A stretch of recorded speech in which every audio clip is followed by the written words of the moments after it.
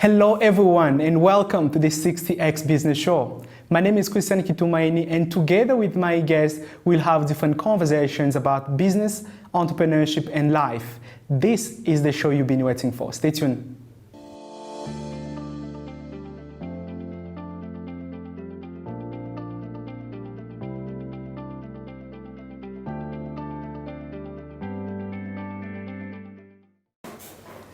In today's conversation, I have an amazing entrepreneur.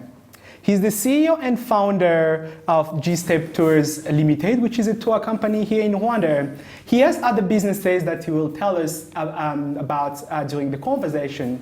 And in the studio, he's none than Andrew Gatera. Andrew, welcome to the conversation. Thank you so much, Chris. How are you today? Very good. Awesome. I'm so happy to have you on the show. My pleasure too. Awesome. So on the 60X, you'll be spinning the wheel, and from there we will randomly select a number, and from there I'll ask you a question. Are you ready? Yeah, sure. I'm very ready. Thank you. Relax. It's going to be fun. It's going to be fine. Over to you. Pleasure. Let's hold the drums. You can spin. What's your lucky number? My lucky number is 9. 9. Let's see if during the show you'll get your lucky number. Which one did you get?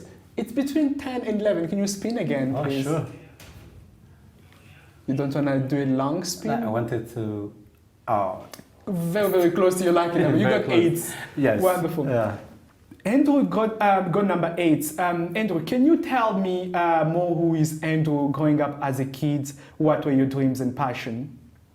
Thank you, Chris. Andrew is a Rwandan, a local entrepreneur, and I was born out of this country, in a foreign country, and I did my education in the neighboring countries.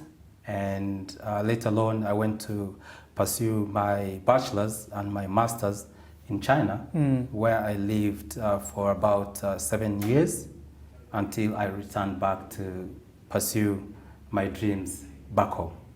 Okay, so you went to China to do your education, then after that you came back home to pursue your dreams.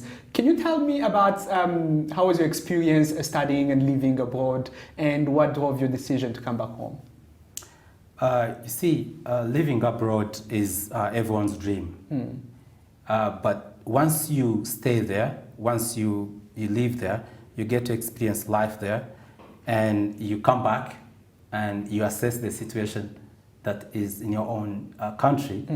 You try to compare the two and you realize that you have a role to play, more especially when you look at the history of our country, what we went through being refugees out of our own country, and now we are back to life, we're stable, and you still want to be a refugee again. It's not something that I can easily take, and I took a decision to come and do something, and I saw that my knowledge, my expertise, my education, I would be of some kind of value to my country, so I decided to come back. Wonderful. That's amazing. For some viewers, Andrew Gatera is the founder and CEO of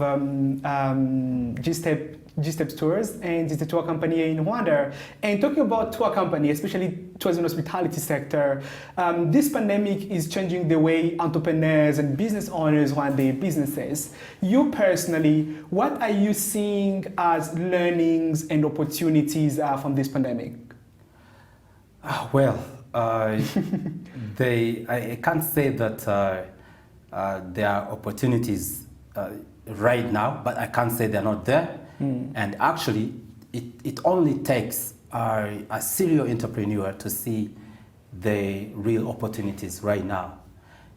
If you have been lagging behind trying to start a business, but you're scared, you don't want to have it running before COVID, I'm pretty sure that you cannot try to start it right now. But actually on the other side, there are so many opportunities that have come up due to the COVID existence. There's a number of them. When you look at the whole IT sector, the e-commerce, the fintech area, definitely the opportunities are there. It's only that in the hospitality sector things haven't been going well, but I mean, if you're an entrepreneur, you don't stop injecting money, working hard, and looking for the light to show up at the end of the tunnel. Wonderful. Yeah. That's amazing. As Andrew said, as entrepreneur, you always seek to find new opportunities, and you always keep pushing, make your way through, and hoping to see lights at the end of the tunnel, which is really, really amazing. Let's spin the wheel for another round of questions. You got right. 8. Let's see if I get 8. If you can get your lucky number. Okay, 9. Bingo! You got your lucky number. How do you feel about that? Yeah, I feel happy because number 9, you know, is normally taken by strikers. So I love being a striker. I don't want to be in the goal and waiting for, you know, to catch the ball. I want to go. Do you wanna be like Cristiano or Messi? I want to score. Like Cristiano or Messi? Who is your favorite player? I think between the two. In between the mix of the two. Okay. Who's your favorite player? Football player. Ever or right now? Okay. Wonderful. I would like to ask you about failing in entrepreneurship. Have you ever, as an entrepreneur, failed at a business, and how did you feel about that? Oh my God, failing really feels terrible. And I'm this kind of person who doesn't like failure, and that's why I work so hard all the time. Because at the end of the day, you remember you have put in your efforts, you have put in a little bit of your investment, you have moved around, talked to friends for guidance, for research, and then at the end of the day you fail. It feels really, really bad. But the good news is that when you fail, it's actually another step away from success. Yes. Because you get to learn, you get to see what went wrong, and then the next venture I try out, you correct those ones. And I've failed in many businesses. I've started lots of them. If I start listing them, you would actually be surprised. I sold bread, I sold phones, I sold clothes, I sold so many things. And I set up a restaurant, it performed well. I set up other few businesses and didn't go well. But I didn't give up. Yeah. The only thing is I try to look out is why did you fail previously, and why this and this went wrong. The reason could be you are trying so hard but working on a wrong goal. Probably it's something that wasn't working and you're chasing it, but actually it's something wrong. So I just try to analyze and then focus on something that I again believe in, but trying doesn't end. Okay. Yeah. Interesting. As you heard from Andrew, trying never end in this game of entrepreneurship and running business. And talking about business, you're a serial entrepreneur. You're the CEO and founder of G-Step Tours, which is a tour company. You also co-founded G-Step Coffee, which focuses on coffee. And before the conversation, we were talking about your pizza business as well. And you also have an e-commerce platform, umuji.com. Basically, you diversify your time and your investments into multiple businesses. What do you look at when you want to start a business? Can you share with us some of the tips that you personally look at? Actually, that's a very good question still. Yeah. When you point out me trying out different things, alongside the answer I want to give you, basically, I can. It's not so different from my previous entrepreneurs. When I want to start a business, the first thing I have to look at is the need. In the market. In the market. Just look at the market because, and still, as I said before, I learned from my previous failures. So previously I started businesses and they could fail. Yeah. And I just realized that I didn't do enough market research. So, and that's very important. So you didn't do market research and you didn't analyze what the people want. So you follow your passion, your desires, because the product makes you feel happy. Sometimes you just go and do the business. Yeah. It doesn't work like that. So to me, the business I'm trying to set up today are all kind of leveraging on each business. When you talk about the pizza business we're trying to push out today, and we're going to be making promotions just very soon, I look at the coffee and tourism, these are kind of married together. So every foreigner loves coffee. So everyone who visits Rwanda, who thinks about Rwanda, knows we produce one of the best coffees. So what we did is to start this kind of brand to actually position it to the high-end market. So we need to know what our customers are taking back. We need to know what's in that bag. So, and you can see these two businesses are kind of leveraging from each other. So even if you're not marketing one, you market the other one, succeeds, you can easily get clients for the second one. So this is what we're trying to do. If we're selling the pizza, we are selling the coffee, we're doing the tourism, we're doing e-commerce. It's still everything that you have in terms of a service or product can easily be pushed online. So we're trying to see how we position ourselves, but still, most of the businesses are in the beginning. So baby steps, and as the name says, G-Step Tours or G-Step Coffee, the G-Step, it's just the step itself came from the thinking that everything should go step by step. Wonderful. Yeah. I like your closing words, step by step, which is very, very important. And we've seen with these COVID new guidelines, a lot of businesses in the tourism and hospitality basically being affected. How are you navigating around the new regulations and the new change that are happening in your industry?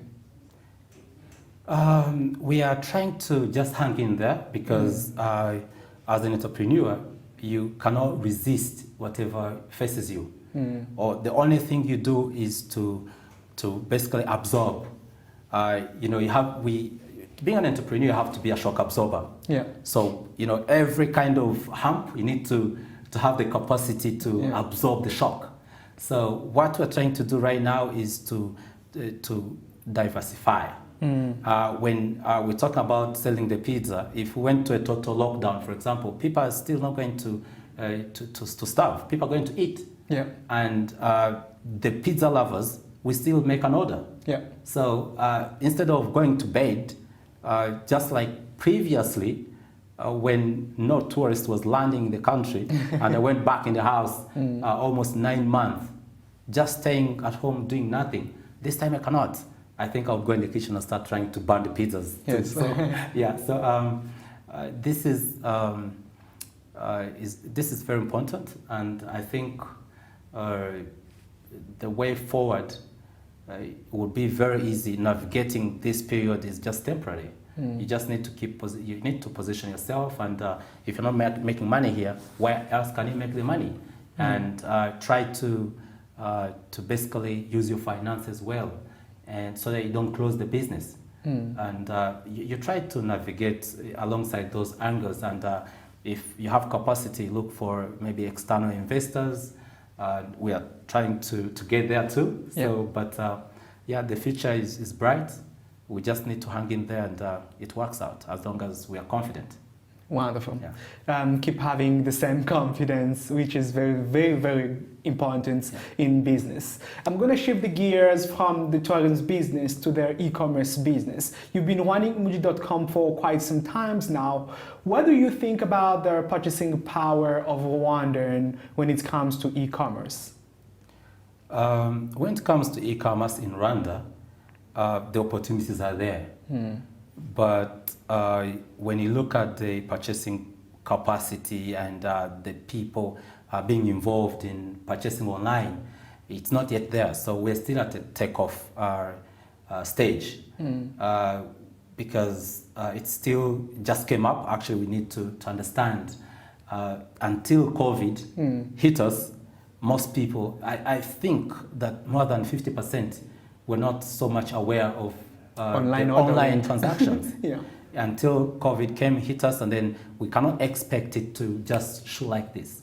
So the purchasing power is there in Rwanda. We have a few people making transactions, but the government still has to keep, pushing it, supporting the industry, the sector, and the government is already doing that. So as part of the e-commerce association in Rwanda, we try to, to work hand in hand with the entities, the involved sectors, and I think there is hope. But the key point here in e-commerce, we are not looking at the Rwandan market only as the purchasing, powers. We are in the region, and Rwanda is the hub. When you look at how we're positioned, and we're following the Singapore model, and we're not looking at Rwanda, we're looking at the region, we're looking at the whole Africa, we're looking at the international markets. Why not ship the coffee like we're shipping the French beans or the avocados to UAE? And so e-commerce, basically, if promoted well and look at the outside market, the potential is there. So we cannot just rely on our market. If we're setting the e-commerce business and focused on the local market, and then it will be a very tough journey. Wonderful.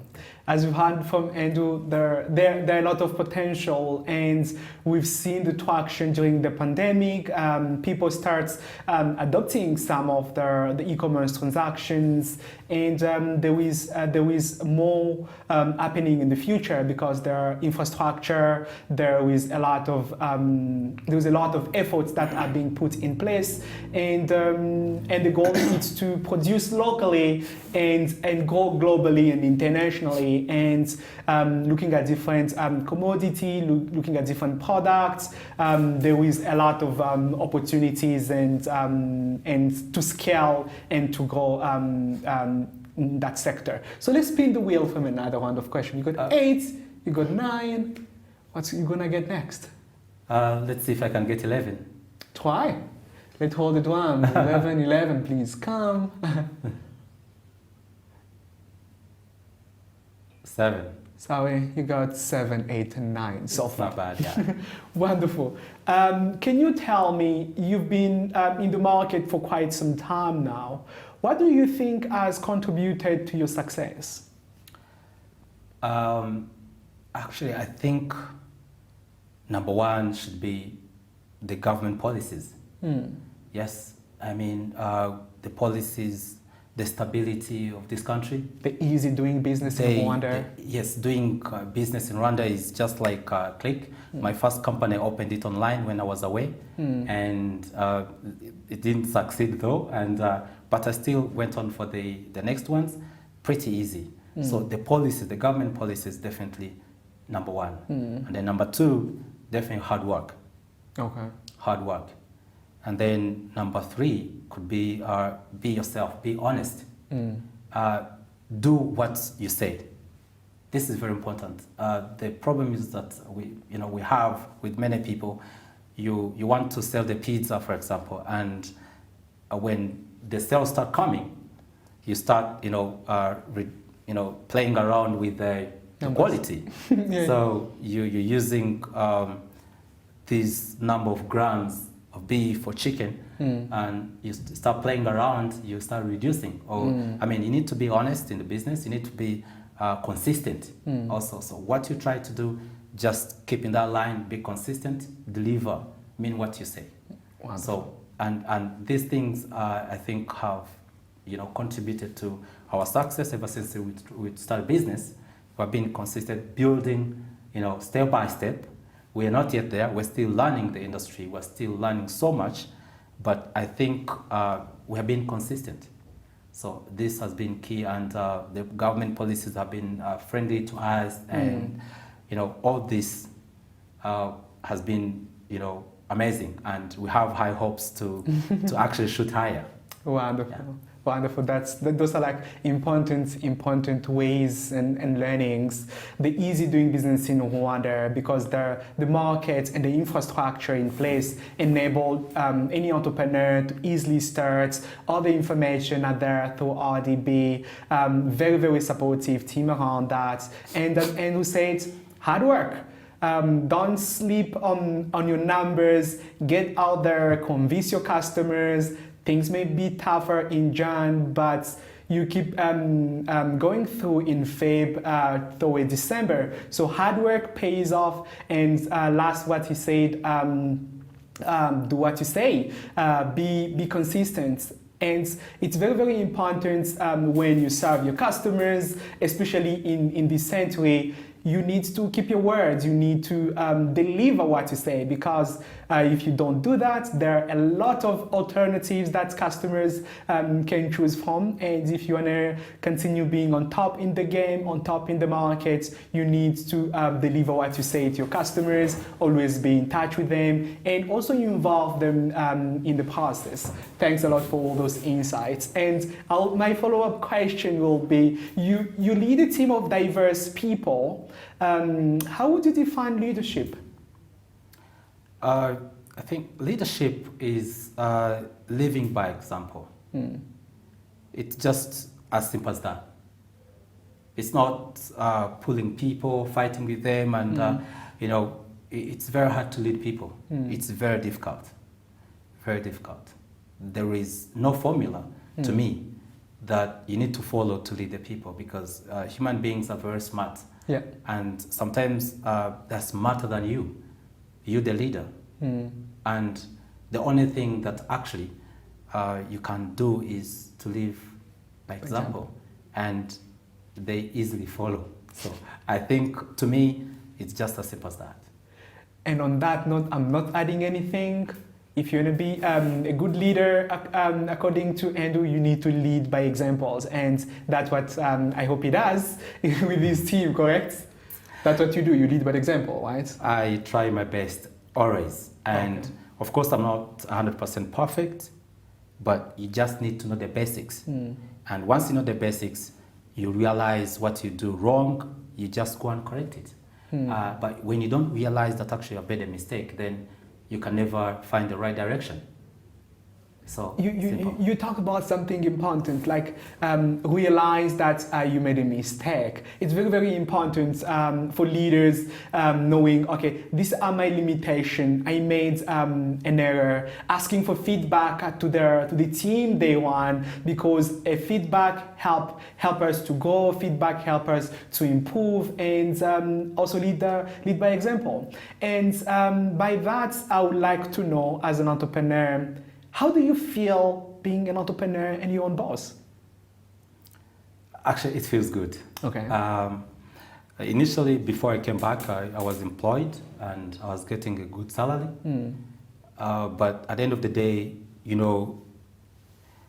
you are tasked to do things sometimes that you don't feel that they're right.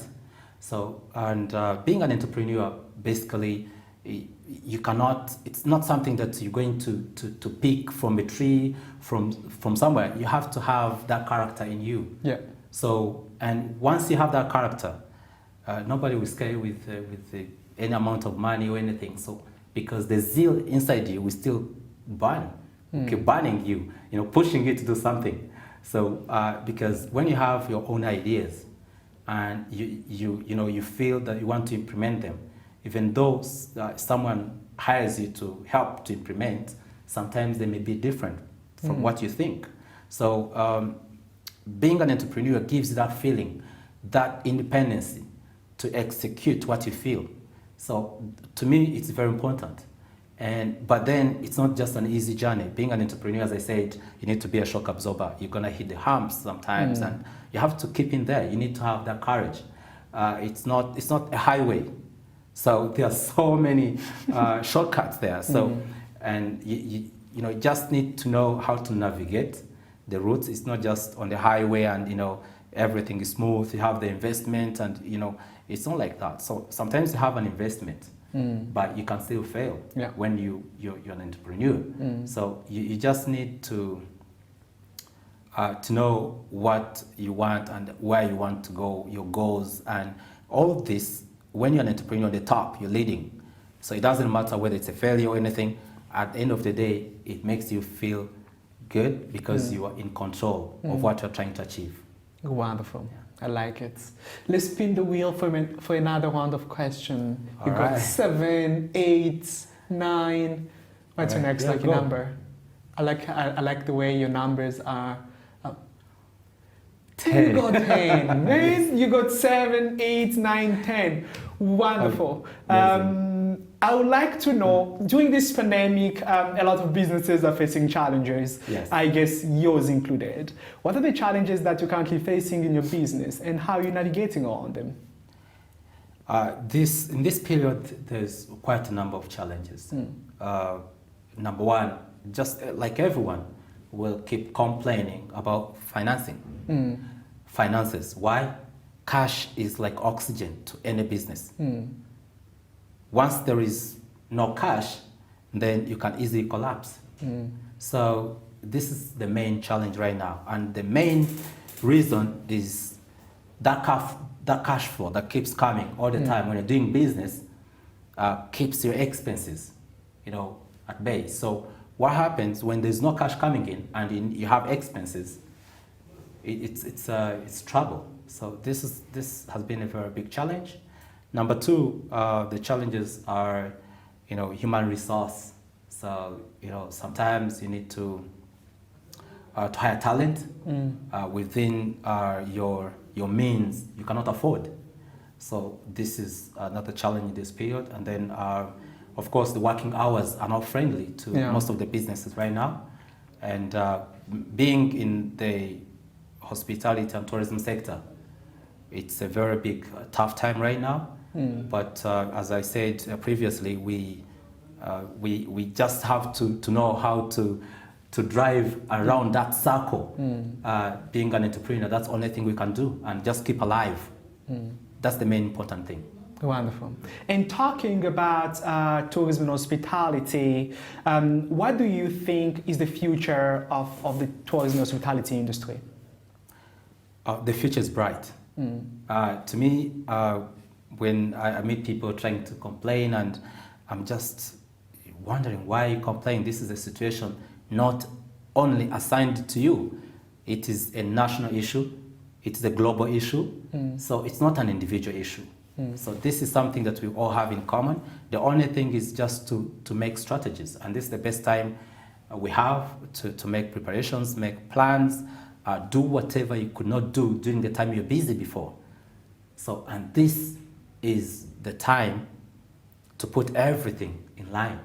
So the future for tourism right now is that all the cancellations we have been having since 2020, 2021, we still have some cancellations. Eventually, they are going to happen. They are going to happen. And then when they happen, what will happen to you if you're not prepared? You have not set the proper infrastructure. How are you going to handle? So we have to prepare for the future, because everyone has been locked, indoors.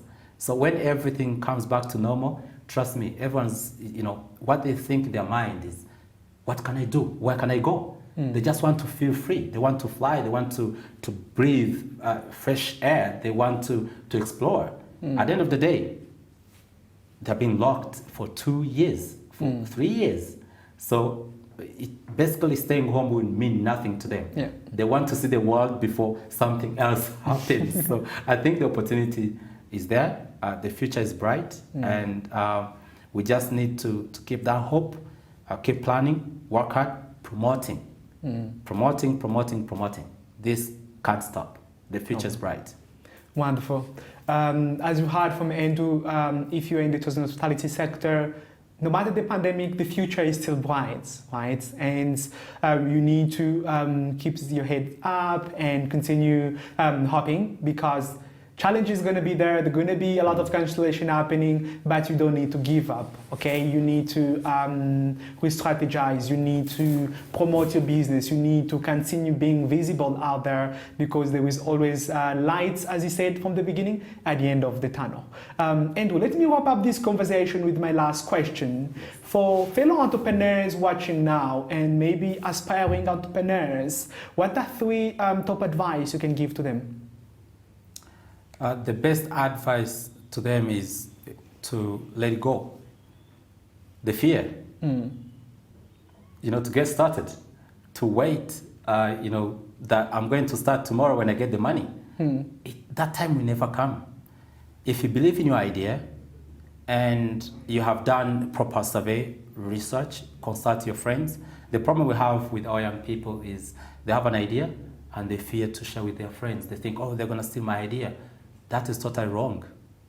The idea belongs to you and nobody can execute it better than you do. So to me, the only thing I can tell them is to not have any worry, any fear, and don't wait for that big amount of money to come. Start with what you have and just go for it.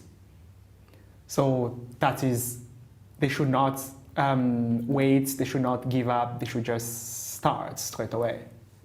If they believe in what they think, their idea, they should just get started with it. But they have to be ready. They have to know, to analyze. The entrepreneurship journey is not a highway. So once they are mentally ready, then it's very possible. Okay. As Andrew said, you need to be mentally ready. Don't be afraid to start and just go for it. It's a challenging entrepreneurship journey. It's very, very difficult. If you just sleep on your dreams, if you sleep on your idea, you will never start, right? You need to be mentally prepared that this journey is also tougher, and just have the leap of faith and test the water by your feet. And the rest, you'll figure it out along the way. Exactly. We are coming to the end of this conversation, and my guest was Andrew Gatera, who is the CEO and founder of G-Step Tours. Thanks a lot for making it to the show. Thank you very much, Chris, and looking forward to see you again. Wonderful. The conversation continues on social media using the hashtag 60xbusiness. Remember to wear your mask, be safe. My name is Kitumaini and you're watching KC2 TV here in Rwanda.